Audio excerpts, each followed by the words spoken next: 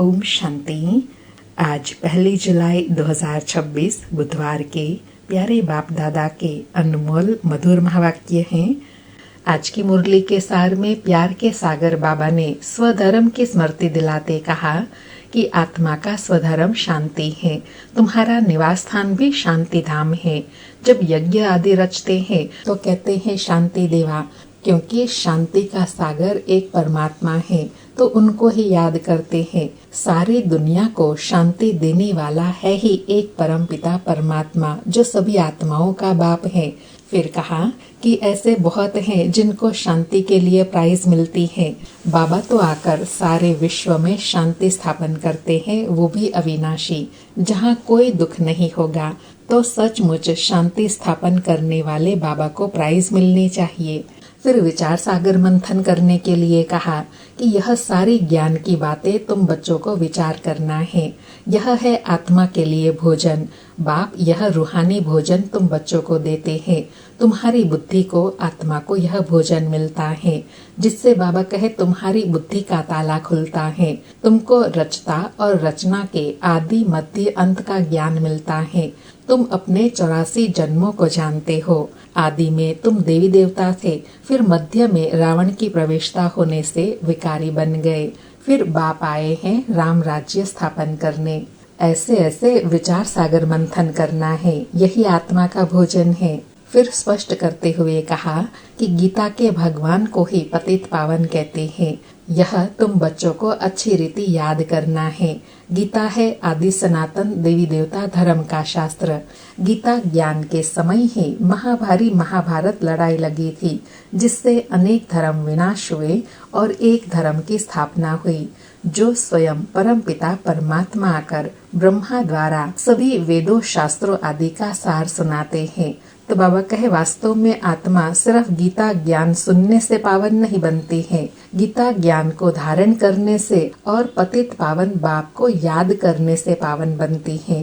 और नशा दिलाते अंडरलाइन कराया कि एक गीता ही है जिसमें श्रीमद् भगवत गीता लिखा हुआ है, और कोई शास्त्र को श्रीमत नहीं कहा जाता है। फिर कहा कि बच्चों को सदैव यह बुद्धि में रहना चाहिए कि अभी हमको स्वयं भगवान टीचर के रूप में पढ़ाते हैं।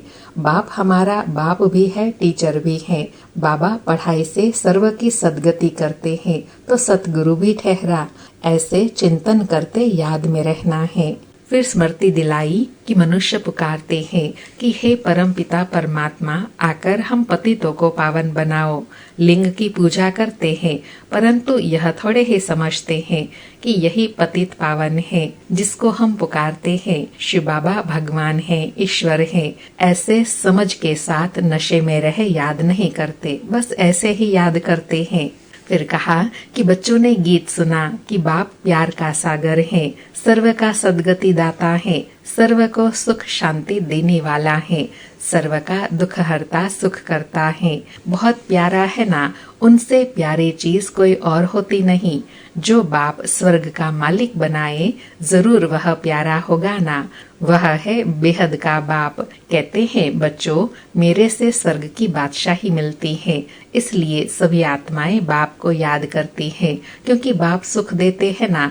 बाबा हमको पावन बनाते हैं। अब आत्मा समझती है, अब बाबा आया हुआ है हमें पावन बनाने। फिर आज विशेष आध्यात्मिक रहस्य समझाते कहा कि गरुड़ पुराण में रोचक बातें लिख दिया है।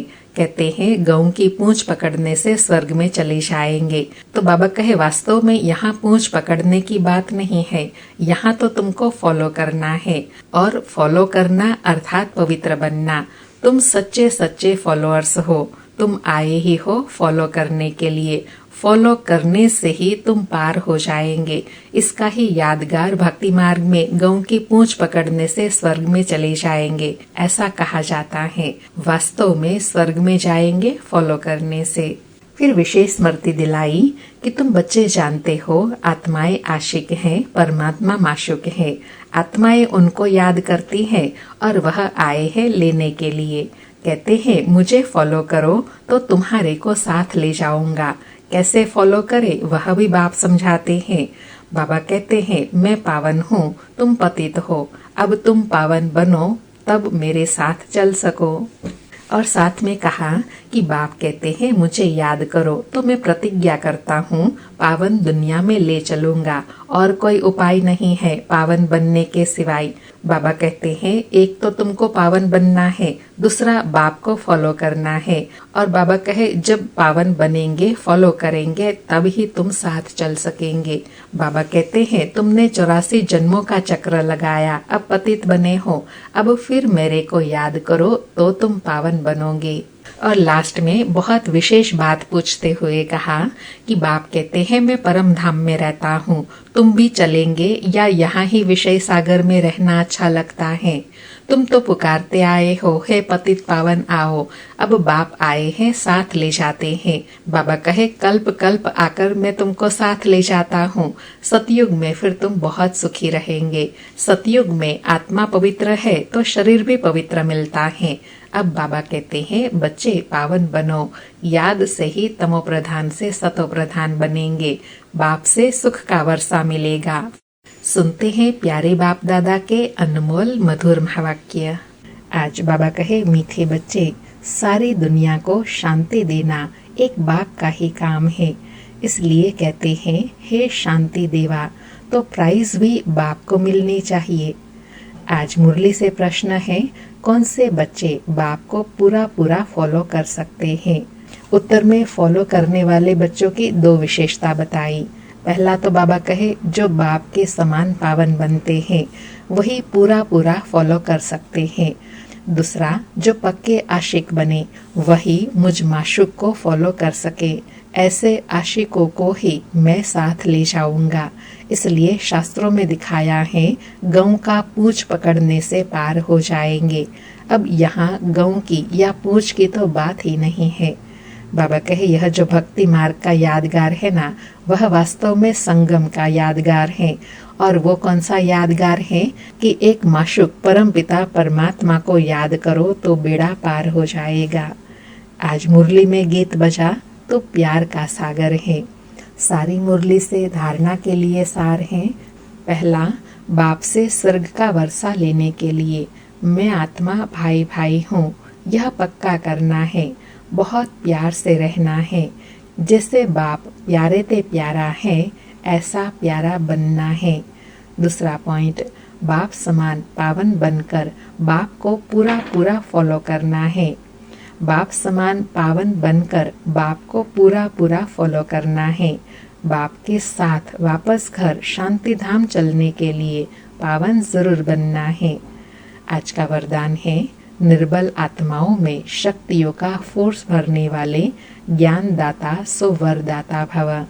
निर्बल आत्माओं में शक्तियों का फोर्स भरने वाले ज्ञान दाता सो वरदाता भव। स्पष्टीकरण है वर्तमान समय निर्बल आत्माओं में इतनी शक्ति नहीं है जो जंप दे सके, उन्हें एक्स्ट्रा फोर्स चाहिए। तो आप विशेष आत्माओं को स्वयं में शक्ति भर करके उन्हें हाई जंप दिलाना है। इसके लिए ज्ञान दाता के साथ साथ शक्तियों के वरदाता बनो। रचता का प्रभाव रचना पर पड़ता है, इसलिए वरदानी बनकर अपनी रचना को सर्व शक्तियों का वरदान दो। अभी इसी सर्विस की आवश्यकता है। बाबा कहे अभी वर्तमान समय सभी आत्माएं निर्बल हो गई हैं, तो उनको शक्ति भरने के लिए पहले अपने में शक्ति भर करके फिर उनको हाई जंप दिलाना है। आज का स्लोगन है साक्षी होकर हर खेल को देखो तो सेफ भी रहेंगे और मजा भी आएगा। साक्षी होकर हर खेल को देखो तो सेफ भी रहेंगे और मजा भी आएगा। आज 1 जुलाई है। मधुबन बेहद घर से वरिष्ठ दीदियों और भाइयों की तरफ से इस मास विशेष पुरुषार्थ का लक्ष्य है ज्वाला स्वरूप स्थिति में रहे शक्तिशाली याद का अनुभव करो। आज अनुभव करने के लिए कहा कि आप महान तपस्वी आत्माएं ज्वाला रूप शक्तिशाली याद द्वारा प्राप्तियों के किरणों की अनुभूति करो और कराओ। आपका तपस्वी स्वरूप औरों को देने का स्वरूप है। जैसे सूर्य विश्व को रोशनी देने की और अनेक विनाशी प्राप्तियों की अनुभूति कराता है, ऐसे आप भी अपने तपस्वी स्वरूप द्वारा शांति और शक्ति की किरणें दे रहे हो। बाबा कहे ऐसे अनुभव करो और कराओ कि मैं कौन हूँ। मास्टर ज्ञान सूर्य हूँ, शक्तिशाली तपस्वी आत्मा हूँ और मैं आत्मा सारे विश्व की आत्माओं को शांति और शक्ति की किरणें दे रही हूँ, शक्तिशाली बना रही हूँ। अच्छा, ओम शांति। शुक्रिया बाबा, शुक्रिया।